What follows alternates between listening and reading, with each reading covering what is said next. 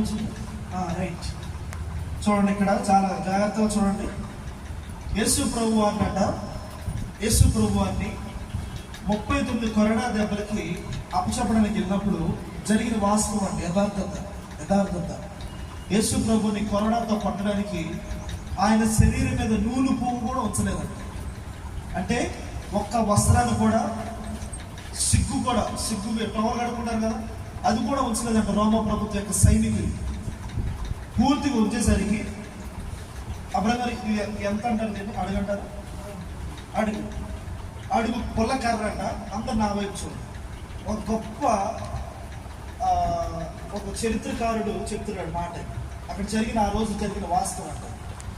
అడుగు కర్ర ముళ్ళ కిరీటం ద్వారా దేవుడు తొలగించడానికి ఆయన రాజయ్యుని నీ కొరకు నా కొరకు ఈ భయంకరమైన ముళ్ళ కిరీటాన్ని అనుభవించాడండి. యేసయ్య ఎంత అనుభవించాడండి, అంతే అనుభవించాడు. తీసుకొస్తున్నారు దేవుణ్ణి, వేస్తున్నారు సిలువ అంటే యేసు ప్రభు మనం ఏమనుకుంటామంటే ఈ సిలువ కాదు. చూడండి, సిలువ అంటే దేవుణ్ణి మోపించింది ఇలా లేదు, ఓన్లీ అట్టబద్ది మాత్రమే ఉంది. ఇలా పెట్టారనుకోండి, ఈ అడుగుది కింద నేల కానప్పుడు ఆయన మీద పెట్టినప్పుడు సింపుల్గా ఎత్తుకెళ్ళిపోవచ్చు దాన్ని. వాళ్ళు ఏం చేశారు తెలుసా, 85 కేజీలు ఉన్న ఈ మొద్దుని 85 కేజీలు ఉన్న ఈ మొద్దుని దేవుడు 2 చేతులకి,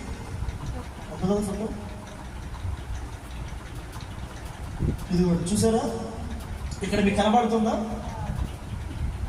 ఇదిగోండి ముందు ఈ భాగం చూడండి.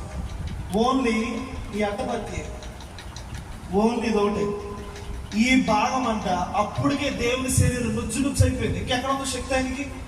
4 లీటర్లు 5 లీటర్లు రక్తం అయిపోయింది అక్కడ. 39 కొరడా దెబ్బలకి, పిడిగుద్దులకి, ఈ ముళ్ళ కిరీటానికి రక్తం అంతా ఏళ్ళే చిందిందంట. ఆ ప్లేస్ అంతా ఎర్రగా కందిపోయిందంట రక్తంతో. వీళ్ళు ఏం చేశారంటే ఇంకా దేవుణ్ణి శోధించాలని వాళ్ళు అనుకుంటున్నారు.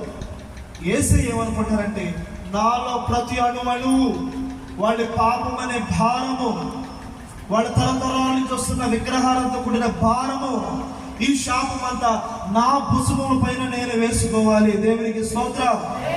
నా భుజం మీద రాజ్య భారాన్ని నా భుజం మీద వేసుకోవాలి అని వేసుకొని, ఇదిగోండి చూడండి, ఆయన భుజం మీద ఎంత పెద్ద భయంకరమైన 85 కేజీలతో ఉన్న మొద్దుని దేవుడు